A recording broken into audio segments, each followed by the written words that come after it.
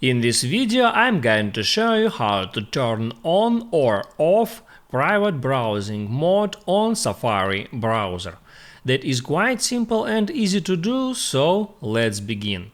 Private browsing mode lets you surf internet without saving your data and without saving your browsing history. And now let me show you how you can enable or disable it.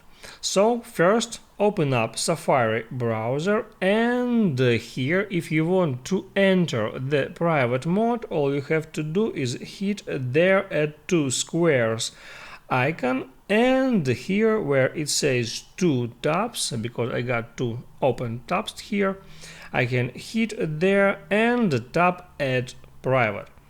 Now I'm on private browsing mode and I can hit on plus sign and go to some website. The main way how you can recognize that you are on private browsing mode is that URL, the web page would be on gray or on dark background. That means that you are on private browsing mode.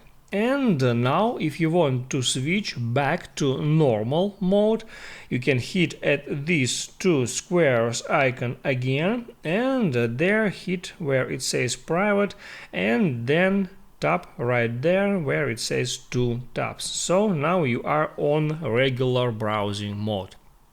That's how it works. If this video helped you out, don't forget to like and subscribe.